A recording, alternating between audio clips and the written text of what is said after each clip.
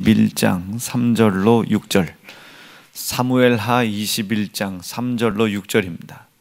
찾으시고 구약성경 500쪽에 있는데요, 제 성경은 사무엘하 21장 3절로 6절입니다. 듣겠습니다. 다윗이 저에게 묻되 내가 너희를 위하여 어떻게 하랴? 내가 어떻게 속죄하여야 너희가 여호와의 겨울 위하여 복을 빌겠느냐?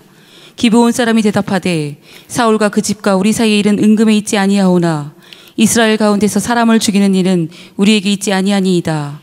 왕이 가로되 너희의 말하는 대로 시행하리라. 저희가 왕께 고하되 우리를 학살하였고 또 우리를 멸하여 이스라엘 경내에 머물지 못하게 하려고 모해한 사람의 자손 7을 내어주소서. 여호와의 빼신 사울의 고을 기브아에서 우리가 저희를 여호와 앞에서 목매어 달겠나이다. 왕이 가로되 내가 내어주리라 하니라. 아멘. 아멘. 오늘 주신 말씀 중심으로 다윗이 오랜 원한을 갚아주다라는 제목으로 은혜 주실 때 많은 은혜 되시길 바랍니다.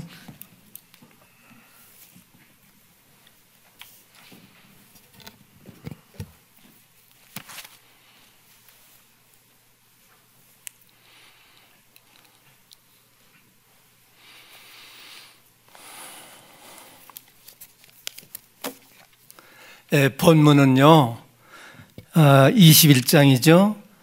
22, 23, 24 이건 이제 다윗이 마지막 준비하는 그런 내용이 담겨져 있어요. 특별히 오늘 21장은요 이 기록에 보게 되면은 왕정 초기에 그 다윗의 역사 가운데서 누락된, 꼭 이건 필요한 부분인데 누락된 바로 중요한 사건을 이걸 다시 이제 추가해서 편집된 자료라고 합니다. 신명기 7장 2절에 보면은 이방인을 진멸하라. 이거는 이스라엘 백성들이 가나안을 통일할 때 주셨던 명령이에요. 그런데 그 사울 임금님은 이 부분, 이 성경은 부분만 떼서 우리가 생각을 하게 되면 오해할 수 있는 사항이 많아요. 이방을 진멸하라. 이 부분적인 것만 사울 임금님이 알고 있었어요. 여호수아 9장 3절에 보면 분명히 기브온족은요 화친 조약을 맺고 이스라엘 안에 거하는 이방족이에요. 이방족이라 하더라도 이스라엘 안에 거하도록 되어 있어요. 이 종으로 이 이스라엘 안에 거하면서 살아가는 이방족인데 이거를 착각을 했어요. 그래서 사울이 이방족을 천멸을 하고 말았습니다.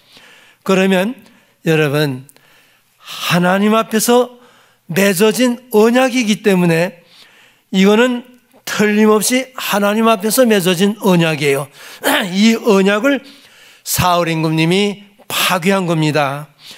이스라엘이 이방인과 언약을 맺은 이상 하나님의 이름으로 맺었던 언약이기 때문에 싫어도 나빠도 이거는 반드시 지켜야 한다고 하는 이런 명제가 붙어 있습니다. 그랬는데 사울 임금님이 안 지켰어요.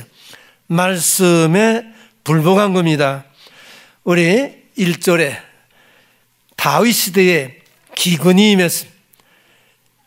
여러분, 기근이 이게 참 무서운 거죠. 3년간이 계속됐기 때문에 얼마나 어렵겠어요. 이 고통 가운데 빠져 있었을 때 다윗이 기록해 보게 되면 하나님 앞에 간구했다고 그랬어요. 그때 하나님은요 그 간구를 들으시고 즉각적으로 응답했다고 하는 바로 이런 내용이 있습니다. 사울과 그 작당들이 피를 흘린 바로 그 집안으로 인하여 기브온 사람을 하나님과 언약을 했음에도 불구하고 말씀을 불복하고 죽였기 때문에 이런 어려운 재앙이 나려졌다, 그런 뜻이에요. 하나님과 맺은 언약을 어겼던 연거로 이렇게 3년의 어려운 기근을 당했다고 하는 얘기입니다. 다윗은 하나님 앞에 무릎을 꿇고야 이 원인을 알게 됐어요. 다윗이 이 원인을 알게 됐다고요. 여호수아가 기브온 사람들과 이제 그 맺은 그 언약은 종으로 쓰기 위해서 하나님 앞에 맺었던 그 엄연한 언약이었어요. 그런데 사울 임금님이 안 지켰다고요. 우리 성경에 출애굽기 34장 7절에 보면 아비가 저지른 이 악을 자녀선 3, 4대까지 보응하시겠다고 하는 말씀이 그대로 응하고 있는 거예요.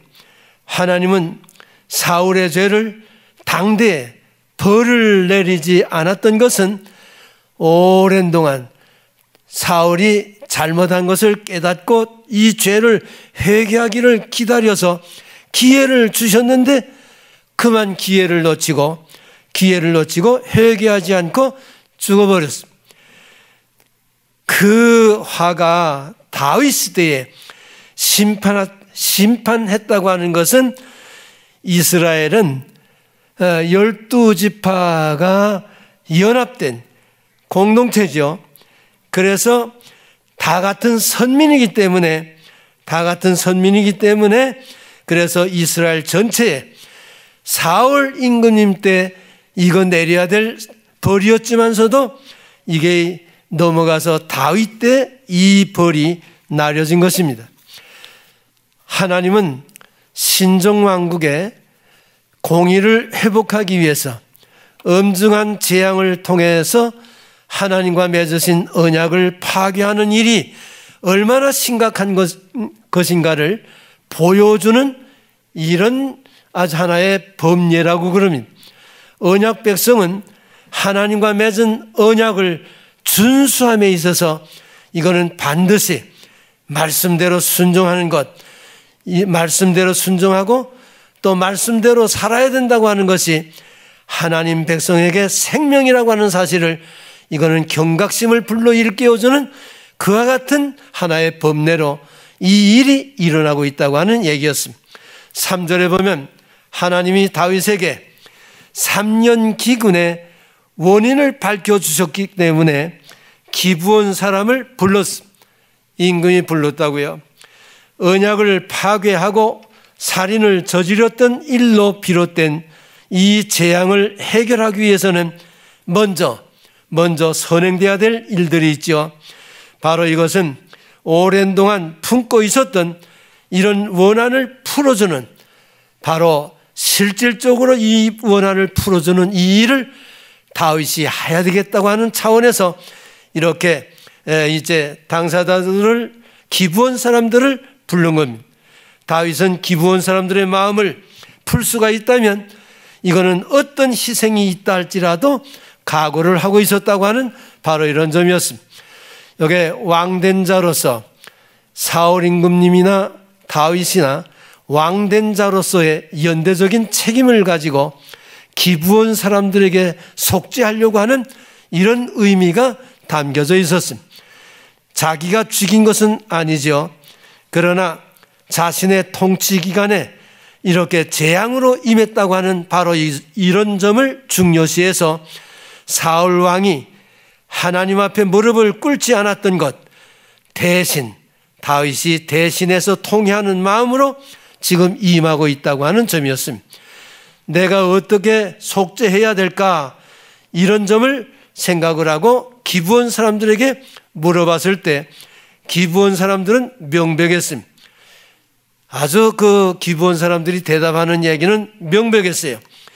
그런데요, 이 얘기를 잘못 이걸 해석하게 되면 다윗이 너무나도 치명적인 오해를 받을 수 있는 이런 대답을 들은 거예요. 여기 4절에 보면 피해자에 대한 보상은 물질로 해결할 수가 없다는 거예요.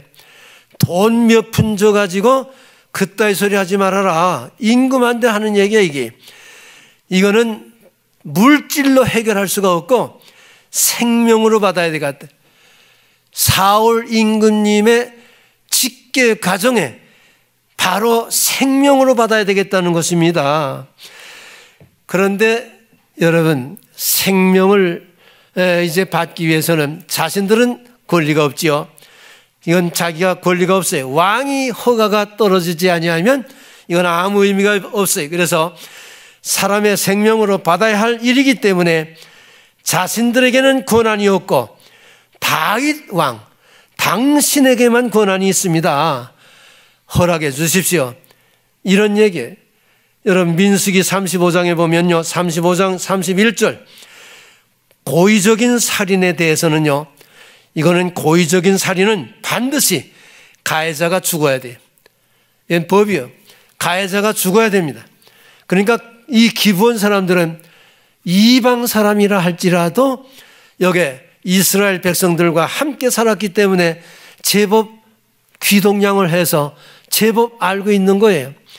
그래서 기브온 사람들은요, 피해 복수로 사울의 후손을 다 죽이고 싶은 거예요. 사울의 후손을 다 죽이고 싶은 거예요. 그러나 다윗 왕의 허락 없이는 안 되는 일이었기 때문에 신정왕국의 통치자 하나님의 공의를 앞세우고 있는 다윗에게 자신들의 원한을 풀어줄 것을 기대하면서 몇 가지 각도에서 요구한 겁니다. 그 요구를 가만히 다윗이 듣고 보니까 곤란한 점이 있어요. 그렇지만서도 여기 4절에 너희가 말하는 대로 내가 다 시행을 해서 너희 원한을 풀어주리라, 그런 얘기입니다. 기브온 사람들의 요구가 도대체 뭘까? 우리 성경을 보면 재미있어요. 여기 사울 왕의 자손 7명을 죽이겠다는 거예요. 사울 왕의 자손 7명을 죽이겠다는 겁니다. 이게 야단났네. 다는 죽일 수가 없잖아요. 이미 시간이 많이 간 이 입장에서 이미 이루어진 사건인데 사울 가정의 자녀들을 다 죽일 수는 없고 7명만 죽이겠다는 거예요. 그래서 기브와 언덕에 이 7명의 목을 매달아서 아주 원수를 갖겠다는 겁니다. 그때 히브리 사회는요, 7이라고 하는 것은 완전수죠. 이건 완전수입니다. 7명을 죽임으로 사울이 살해한 기브온 사람들을 위한 속죄를 완전히 이룬다고 하는 측면에서 7명만 요구한 겁니다. 어떤 면에서는 다윗에게는 다행이었어요. 더 많이 요구했더라면 큰일 날 뻔했는데 7명만 요구해서 다행이었습니다. 기브온 사람들의 마음에는 사울을 복수했다고 하는 강한 의지가 여기 담겨져 있는 내용입니다. 사울 왕의 후손 7명을 언약 파괴죄로 그 몸을 쪼개어서 공중에 메어 달아서 여기 새들이 먹고 사람들이 보면서 아주 경고한다는 뜻이 여기에 담겨져 있었어요. 그래서 기브온 사람들은 자신들이 제시한 처형 방법이 하나님 앞에도 이거는 죄가 되지 않는다. 왜? 언약을 체결할 때 증인이 바로 하나님이었습니다. 증인이 하나님이었습니다. 기브온 사람하고 여호수아가 이 언약을 맺을 때 하나님이 증인이었습니다. 그래서 증인 앞에서 당당하게 이거는 처형을 하는 것이기 때문에 이거는 죄가 되지 않는다, 이런 생각을 가지고 있었습니다. 그래서 7절 9절에 기브온 사람들에게 바로 요구한 대로 다윗이 7사람을 선별해야 되는데 여기에 지금 야단났어요. 다윗이 잘못했다가는요, 여러분 지금 다윗이 뭘 하고 있죠? 12지파의 연합을 위해서 특별히 신경 썼던 지파가 베냐민 지파예요. 베냐민 지파에서 사울 왕이 나왔죠. 사울 왕이 이제 임금이 된 이후에 자녀들이 많아야 되는데 자녀들이 없는 거예요. 이게 지금 문제가, 다윗이 문제가 여기 있어요. 유일하게 남아있는 게 무비보셋입니다. 무비보셋 하나 남아있는 거예요. 그러면 여러분, 다윗이 요나단과 친구지요.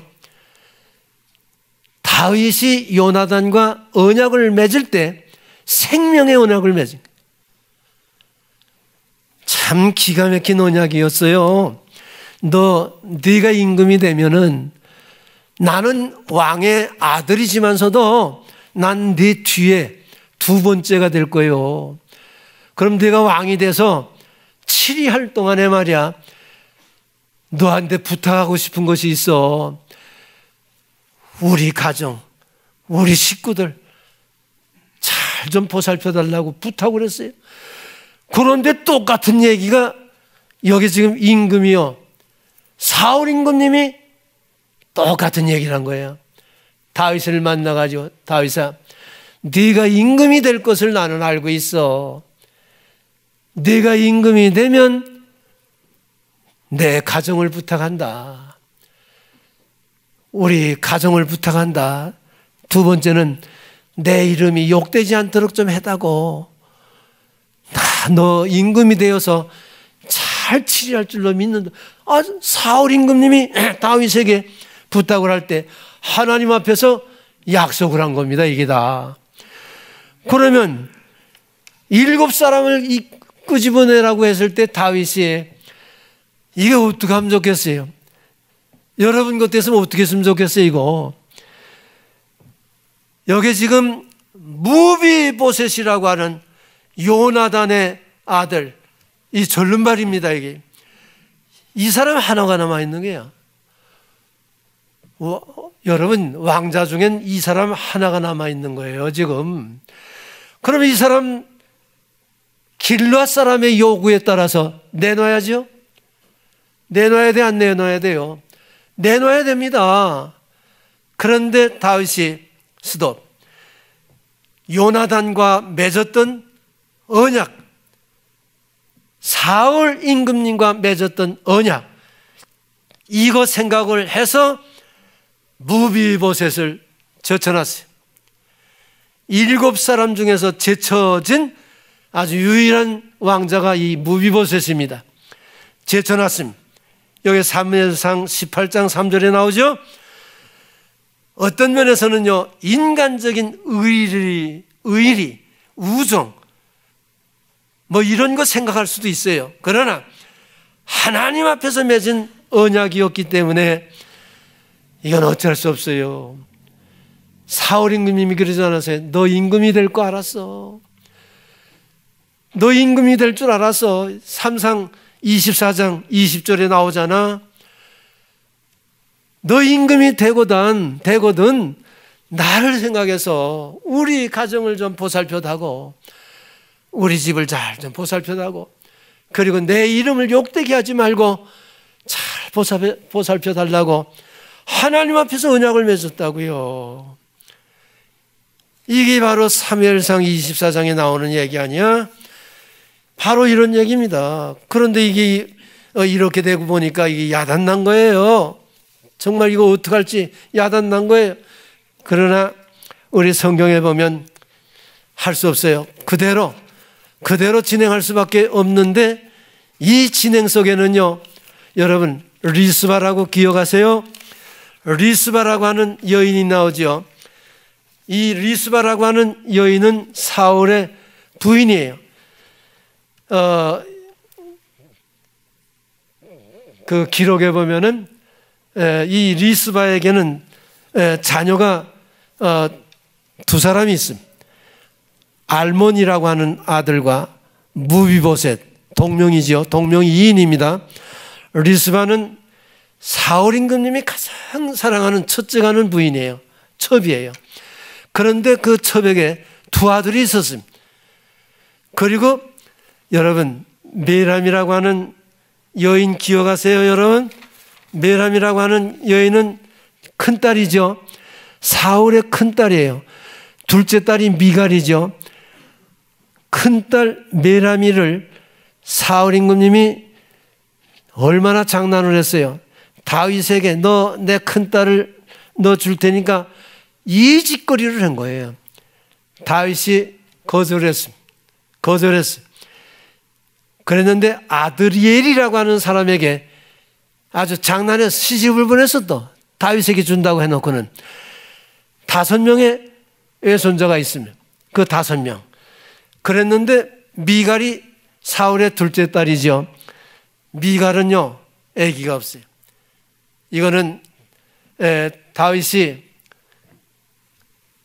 성막을 짓고 그리고 그 법궤를 옮길 때 다윗이 얼마나 기쁘면 그 제사장들이나 팔을 부는 그 앞에서 춤을 췄어요.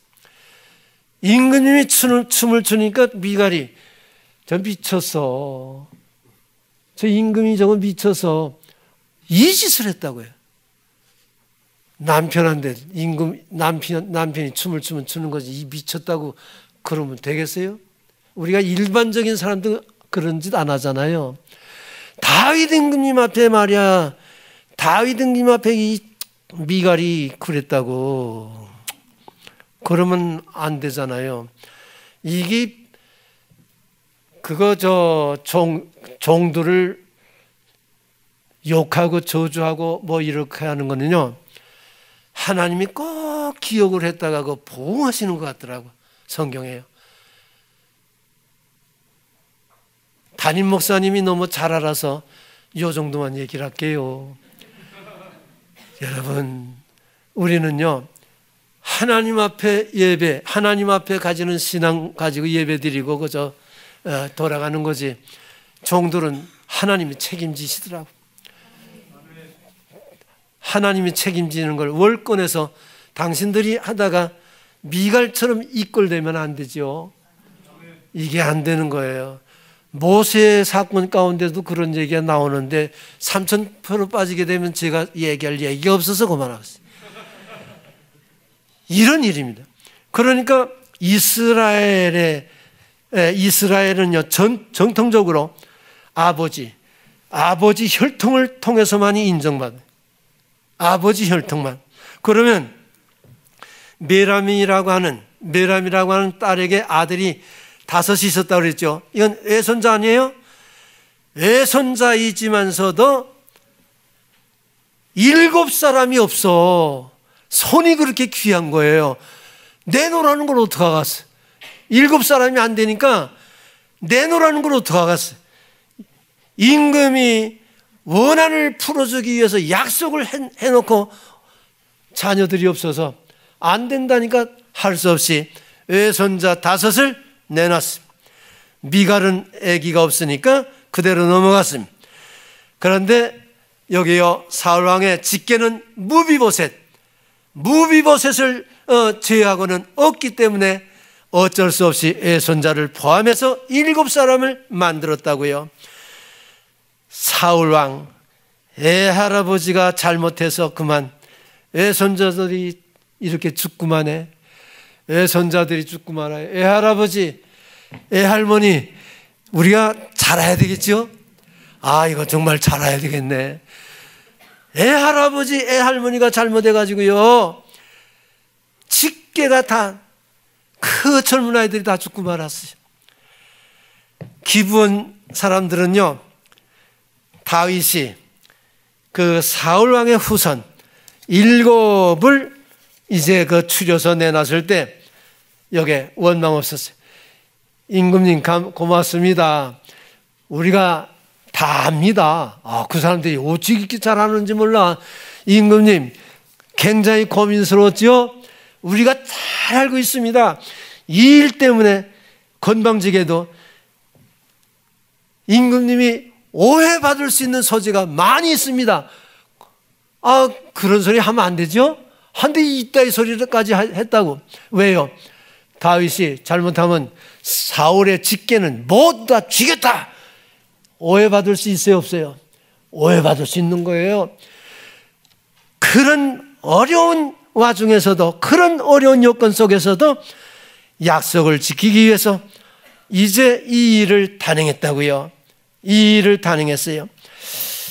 그런데 9절에 보게 되면 여호와 앞에서 하나님의 언약을 박살내고 학살했던 사울의 죄악을 사울의 후손을 처형함으로 갚았다고 하는 이런 측면에서 기브온 사람들은 하나님의 공의를 대리 집행했다고 하는 자부심을 가지고 만세를 불렀다.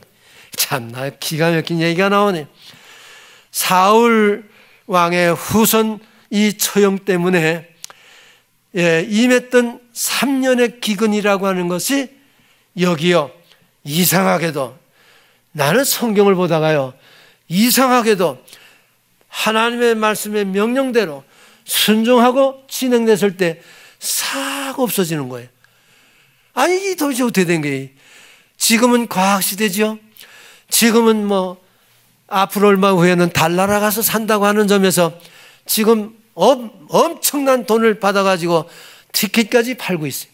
얼마 후에는 달나라 가서 살기 위해서 돈 많은 사람들이 지금 사고 있다고요. 이런 세상이 오는 판에 성경에 지금 이 얘기를 하면 미친 것 같아도 이게 진실입니다. 말씀대로 준행했을 때 기근이 싹 없어진 거예요. 여러분, 처음도 마지막도 하나님의 말씀대로 순종할 때 말씀대로 준행될 줄로 믿습니다. 여기 10절에 리스바는요 2명의 아들을 잃었죠. 이 2명의 아들을 잃었을 때 참 조금 특별한 점이 있어요. 그 두 아들이 이제 그 처형돼서 나무에 매달려서 대렁대렁 매달렸을 때 리스바는요 그 밑에 반석 위에다가 그 굵은 배를 깔고 거기에 엎드려져서 새나 이런 짐승들이 혹시 이 시신을 해칠까봐 여기 그 굵은 배로 허리를 등치고 여기 앉아서요 그 자신의 아들 이 둘이 죽는 것을 마지막까지 지켜보고 있는 이런 모습이 리스바를 통해서 나타났습니다.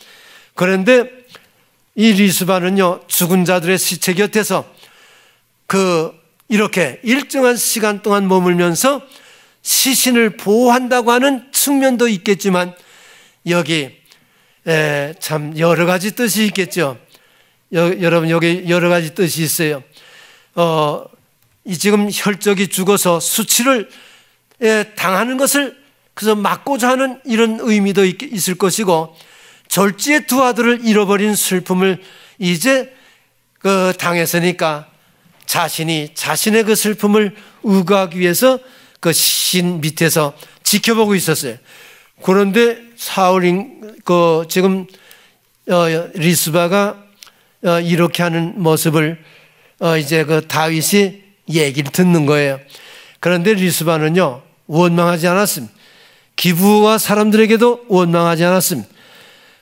그랬더니 하늘에서요, 여러분 이스라엘은 두 절기에 삽니다. 우기와 건기예요. 지금 이 처형했을 때가 건기였습니다. 비가 오지 않는 이런 계절이에요. 그랬는데 하늘에서요 비가 내렸어요. 하늘에서 비가 내려서 촉촉히 시신을 적셨다고 그랬습니다. 성경에 나와요. 이것은 하나님의 진노를 거두시고 계절과는 상관없이 피를 쏟아서 시체에 촉촉히 적셔 놓은 것은 하나님이 그 지금까지 가지고 있었던 진노를 내가 다 풀었다. 그런 은혜의 사건으로 이게 표시된 말씀이더라고요. 여기 리스바의 그 자녀를 위해서 마지막까지 하는 그 모습을 지켜봤던 하나님도요 리스바의 마음을 아시고 비를 내려서 리스바의 마음을 위로해 주셨습니다.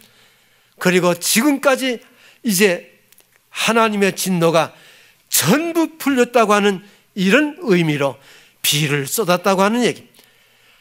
다윗 왕이 이 소식을 들은 거예요.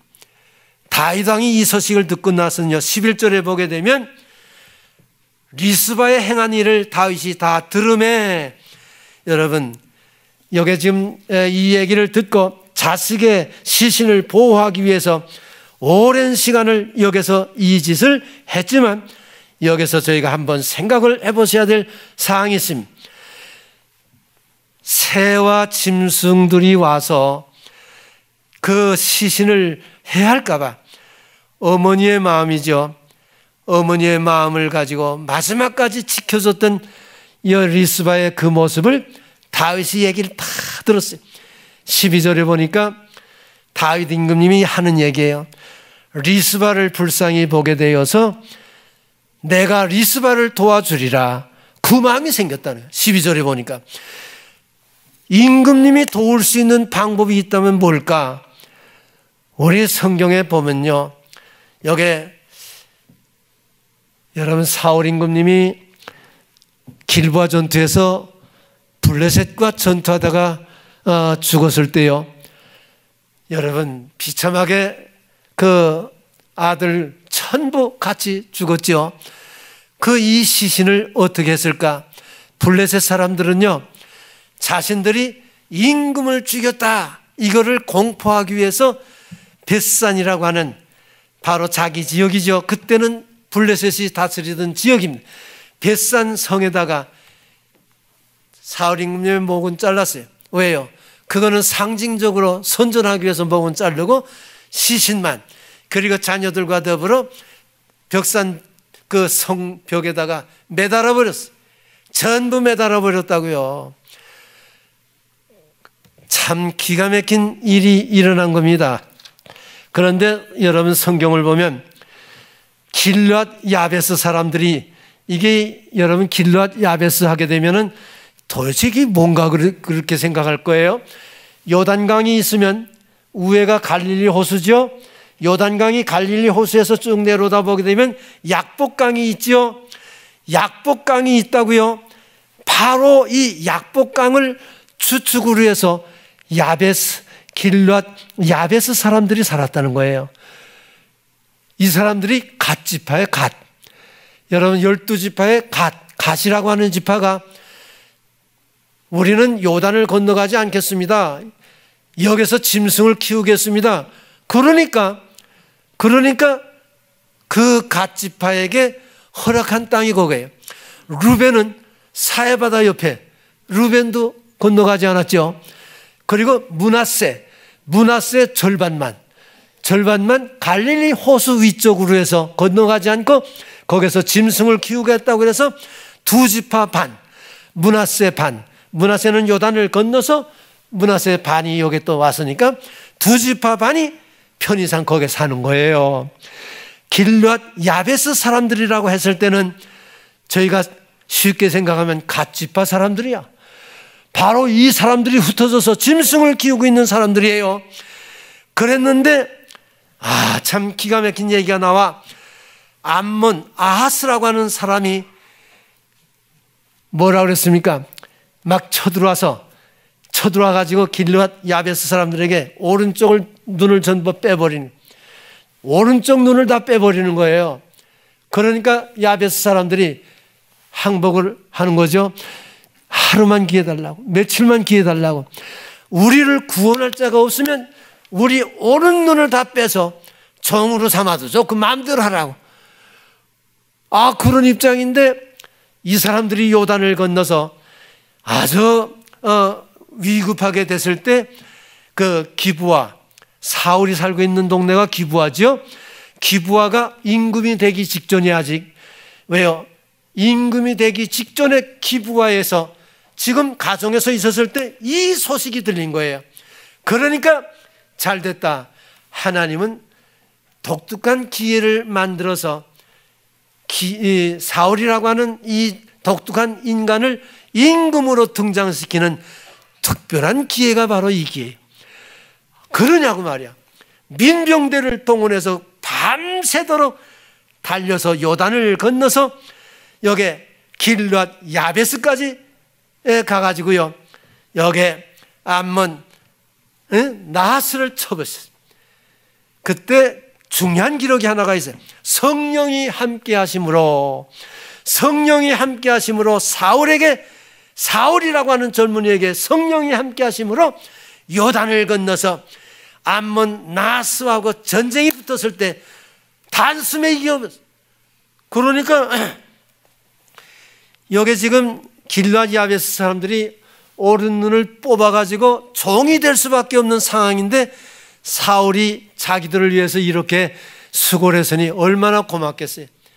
너무 고맙고 고마우니까 그때 고마운 생각을 해가지고 여기 지금 벳산 벽에 사울 임금님의 목은 없는 몸뚱아리, 또 왕자들의 몸 크게 대렁대렁 매달려 있는 그거를요, 은혜를 갚기 위해서 여기 길르앗 야베스 사람들이 밤에, 그때는요 여러분 여기 지금 벳산 지역은 블레셋이 다스리고 있었어요. 블레셋. 그리고 여기 지금 블레셋이 다스리고 있기 때문에 적진이지요. 적진이지만서도 그때 받은 은혜가 고마워서 생명을 내대고 살그머니 아주 그 젊은이들이 가서 사울의 시신과 또 왕자들의 시신을 전부 이제 모아서 유골을 잘 여기 길르앗에다가요 아주 잘 장례를 치러준 거예요. 참 은혜를 알고 은혜를 깨닫고 갚아줬던 이 길르앗 야베스 사람들이 그 일을 하고 나니까 다윗이 칭찬을 했어요. 야, 너희들 참 고맙다. 이미 지나간 일인데 그렇게까지 베풀어주니 고맙다. 그러면 임금님 입장에서 보면은 사울 임금님과도 언약을 했죠. 또 요나단과도 언약을 했는데 그 유고를 모아서 임금의 입장으로 장례식을 치러주지 못했던 그 부끄러움, 이걸 깨닫게 해준 거예요. 이야, 정말 쟤네들 고맙다. 그러면서 다윗의 마음속에는 큰 결단을 지금 하고 있는 거예요. 여기 지금 보세요.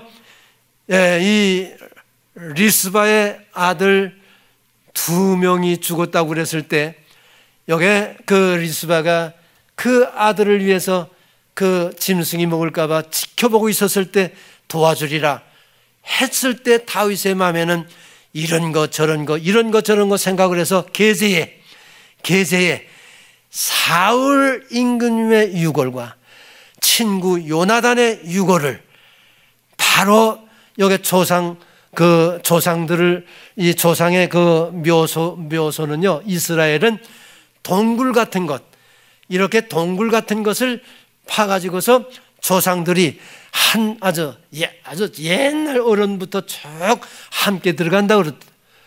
요새 돈 있는 사람들은 그 묘지 아주 멋진 집을 짓고 집어넣는 거나 비슷한 개수 같아. 참 아주 객지에서 쓸쓸하게 있었던 임금의 그 유골, 요나단의 유골, 바로 이것을 여러분 조상 묘지 바로 여기다가 이장을 시켜야 되겠다. 이 마음을 리스바를 통해서 가지게 되는 마음이야. 이야, 이 여인을 통해서 그 마음을 가지게 된 거예요. 또 길르앗 야베스 사람들이 그 은혜를 갚았던 이야기를 통해서 다윗이 미처 생각지 못했던 그런 생각을 가지게 했던 거예요. 우리 여기 13절에 보게 되면 다윗이 직접 임금이 말이야 다른 사람에게 시키지 아니하고 직접, 이거는 뭐 누가 뭐래도요 직접 했습니다. 이거는 자기가 직접 자기가 직접 갔어요. 그런데 우리 그 성경 기록에 보게 되면 베냐민 땅 기스의 묘에 장사를 지내기까지는요 다울 자신이 그 가서 이 사울의 이제 그 뼈, 또 요나단의 뼈, 이걸 잘 수급을 해서 여기 기스의 묘지에다가 장례를 이제 잘 치러주는 것까지 다윗이 이렇게 했다고요. 그런데 여기서요 사건이 하나 일어났어요. 여러분, 다윗이 그동안에요 인본주의적인 생각에 빠졌더랬어요. 그래가지고 다윗이 세바난을 피해가지고 도망갔었죠. 그것이 정리가 되니까 예루살렘으로 돌아와야 되는데 너무 성급해서 이스라엘의 12지파의 장로들을 이제 모집해서 그들이 인도해야 되는데 유대 지파 사람들만 동원해서 했다가 세바난이 일어나지 않았어? 그것 때문에 개망신 당하고 나니까 그때 생각이 들었어요. 내가 그동안에요, 다윗이 얼마나 실수했는지 보세요. 여러분, 그 무비보셋이 요나단의 아들 아니에요. 그러면 다윗이 친구라고 그래서 무비보셋을 데려다가 잘 아주 보살피고 있는데, 그러면 여기 그 이상한 사람이 하나가 나타났지. 다윗에게 거짓말하는 사람이 나타났어요. 여러분, 이 거짓말하는 이 이야기를 보게 되면 너무 가슴 아픈 얘기들이 나오는데, 사울 임금님 가정에서 재정을 담당했던 시바라고 하는 이 종이 거짓말을 했어요. 무비보셋이 대통령이 된다고 그럽니다. 그래서 예루살렘에 남아 있어서 내 혼자 왔습니다. 그러니까 다윗이 얼마나 화가 나. 이놈 좀 봐, 나하고 같이 가야지. 아니, 대통령이 된다고 남아 있어. 그러니까 재산을 싹 뺏어서 시바에게 다 주고 말았어요. 이거 경솔했죠. 왜요? 무비보셋 본인의 이야기도 듣지도 아니하고 너무 속단을 한 임금이 촉삭되는 거는 보기 싫어. 실수하기 마련이야. 뺏어서 줘버렸어요. 그랬다가 다시 예루살렘으로 돌아오는 도중에 요단강가에 딱 왔는데, 여기서 이 사람이 시바가 찾아왔어요. 그랬는데 무비보셋이 찾아왔는데요, 임금이 피난을 갔다가 돌아올 때까지 시험을 깎지 않았어요. 발을 씻지 않았어요. 세수를 하지 않았어요. 머리를 깎지 않았어요. 옷은 입은 대로 그대로 다 남나게 떨어지고 거지가 되도록 그런 모습을 가지고 딱 임금님 앞에 나타난 겁니다. 벌써 이게 달죠? 시바가 거기에 나타나 있어. 그러니까 임금이 그랬어요. 야, 이놈아, 나하고 같이 가야지. 너희 지파에서 너에게 임금을 준다고 해서 님만 남아있어? 그러니까 아닙니다. 임금님은 아니에요. 내가 임금님과 함께 가려고 준비를 했습니다. 나는 다리가 없는 병신이 아닙니까? 이 말을 타야만이 가는데 내가 준비했던 말에다가 떡과 포도주를 싣고 시바가 가버렸어. 나는 갈 수가 없어서 지금까지 있었습니다 하는 얘기를, 야차야차하는 얘기를 다 듣고 보니까 이런 웬냐, 시바가 나쁜 놈이지요. 그런데 다윗에게는요, 베냐민 지파를 수합해야 되니까 용서해 주고요, 죽이지 않고 용서해 주고, 이거 좀 봐. 야, 시바야, 내가 사울 임금님의 밭 1000부를 너한테 줬지? 그거 절반을 떼서 무비보셋에게 줘라. 그러니까 무비보셋이 뭐라고 그랬습니까? 임금님이 건강하게 살아서 돌아오신 것만도 나는 감사합니다. 나는요, 지금까지 대접을 너무나도 받았어요. 전부 임금님이 하신 대로 시바에게 다 주세요. 임금님이 살아온 것만, 난 그것만으로도 감사해요. 아니, 임금님이 얼마나 부끄러워. 무비보셋만도 못한 거야, 다윗이. 글쎄, 인본적인 생각은요, 비참하게 끝나는 거예요. 이렇게 비참하게 끝나더라고요. 이렇게. 저는 이런 모습을 보면서요, 여러분, 오늘 이 말씀 속에서 저희가 정리해야 될 얘기들이 몇 가지가 있어요. 그간에 다윗이 인간적인 실수를 했던 것은 다 실패했어요. 전부 다 실패했어요. 베냐민 지파하고 연합을 해서 뭐 화합을 한다고 다 실패를 했어요. 그런데 다윗이 사울 임금님의 시신과 요나단의 시신, 왕자들의 시신을 다 모아서 여기 조상 묘지에다가 장례식을 탁 치르고 나니까 베냐민 지파가 전부 일어나서 임금님 용서해 주십시오. 우리가요 심술을 부렸습니다. 그동안 사울 임금님이 죽은 거 가지고 심술을 부린 거 이거 할 짓이 아닌데 우리가 이렇게 해서 임금님 괴롭혔던 거 용서해 주세요. 전부 와서 무릎을 꿇고요, 이제는 속색이지 않고 하라는 대로 할 테니까 뭐든지 시키라. 하나님 방법대로 하니까요 베냐민 지파가 다 돌아와서 합이 이루어졌어. 12지파 공동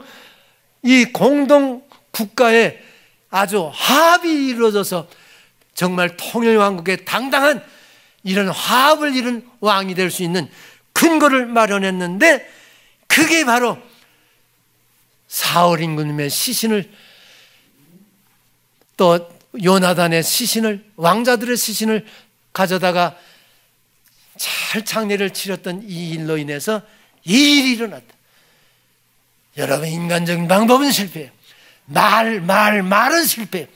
실천하는 거, 알고 있으면 실천하는 거, 말씀대로 실천하는 거, 이것만이 살아남을 수 있는 유일한 것이라고 하는 점을 여러분 꼭 기억하시면서, 어떤 일이 있을 때요 다윗이 승리했던 거는 무릎을 꿇었고, 그동안에 3년 동안요 기근이 왔을 때도 몰랐어.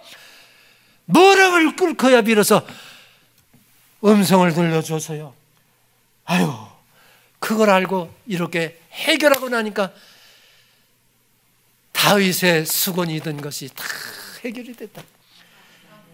성도 여러분, 신년도에 나는 뭔지는 몰라도